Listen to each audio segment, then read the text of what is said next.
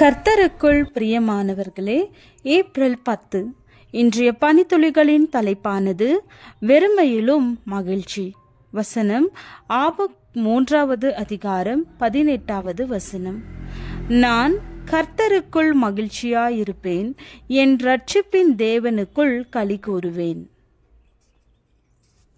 ஒருமுறை சில தேவனுடைய ஊழியக்காரர்கள் வேதத்தில் தங்களுக்கு பிரியமான பகுதிகளை குறித்து கருத்து பரிமாறி கொண்டார்கள். ஒருவர் தனக்கு சிருஷ்டிப்பின் சம்பவமே பிரியமானது என்றார். இன்னொருவர் மலை பிரசங்க பகுதியே சிறந்தது என்றார். அடுத்தவர் வெளிப்படுத்தின விசேஷத்தில் வரும் பரலோக காட்சியே மிகவும் மேன்மையுள்ளது என்றார். அடுத்தவர் எபேசியரில் வரும் உன்னதத்திற்குரிய ஆசீர்வாதங்களே முழு வேதாகமத்திலும் நேர்த்தியான பகுதி என்று அடித்து பேசினார். அந்த வேளையில் அங்கு வந்த வேற ஒரு ஊழியர் எழுந்து வேதத்தில் ஆபக்குக் 3வது அதிகாரம் 17-18 வசனத்தை திறந்து, அத்திமரம் துளிர் விடாமற் போனாலும், திராட்சை செடிகளில் பழம் உண்டாக போனாலும், ஒலிவ மரத்தின் பலன் அற்று போனாலும், வயல்கள் தானியத்தை விளைவியாமற் போனாலும், கிடையில் ஆட்டு மந்தைகள் முதலற்று போனாலும், தொழுவத்திலே மாடு இல்லாமற் போனாலும், நான் கர்த்தருக்குள் மகிழ்ச்சியாயிருப்பேன், என் இரட்சிப்பின் தேவனுக்குள் களி கூறுவேன் என்ற வசனத்தை காட்டினார். இங்கே நிபந்தனையற்ற ஒரு மகிழ்ச்சி என சொல்லப்பட்டிருக்கிறது. பாடுகளிலும் துயரத்திலும் கண்ணீரிலும் இழப்பிலும் சந்தோஷம் இதுவே. ஒவ்வொரு தேவனுடைய பிள்ளைக்கும் இருக்க வேண்டிய குணாதிசயம் பவுல் எழுதுகிறார். நாம் பிழைத்தாலும் கர்த்தருக்கென்று பிழைக்கிறோம், நாம் மரித்தாலும் கர்த்தருக்கென்று மரிக்கிறோம்.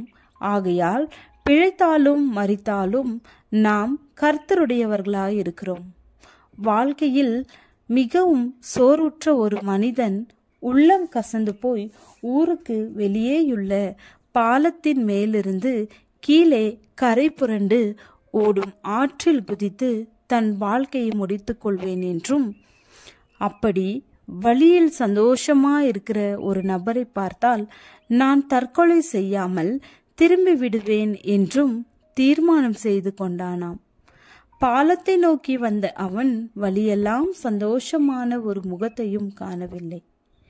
அந்த கதையாசிரியர் இதோடு நிறுத்திவிட்டு, பாலத்தின் உச்சியில் உங்களை ஒருவேளை அவன் பார்த்தால் அவன் தீர்மானத்தை மாற்றிக்கொள்வானா அல்லது தற்கொலை செய்து விடுவானா என்று வாசகரை பார்த்து ஒரு கேள்வியை கேட்டாராம். அதே கேள்வி உங்கள் முன் வைக்கப்பட்டால் நீங்கள் என்ன பதில் சொல்வீர்கள்? தேவ பிள்ளைகளே, உங்களோடு வழி நடப்பவர்களிலும் உங்களுக்கு எதிர்கொண்டு வருபவர்களிலும் துக்கத்தால் நிறைந்திருப்பவர்கள் ஏராளம். உங்களிலுள்ள தேவ மகிழ்ச்சி அவர்கள் கிறிஸ்துவண்டை திரும்ப உதவும் வகையில் உள்ளதா? சிந்தித்து பாருங்கள். கிறிஸ்துவுக்குள் உங்கள் மகிழ்ச்சி பூரணமாயிருந்தால் அநேகரை கிறிஸ்துவண்டை நடத்த முடியும். கர்த்தருக்குள் சந்தோஷமாயிருங்கள். ஜெபம். சந்தோஷத்தை பார்க்கிலும் அதிக சந்தோஷத்தை எங்கள் இருதயத்தில் தாரும். ஆமென்.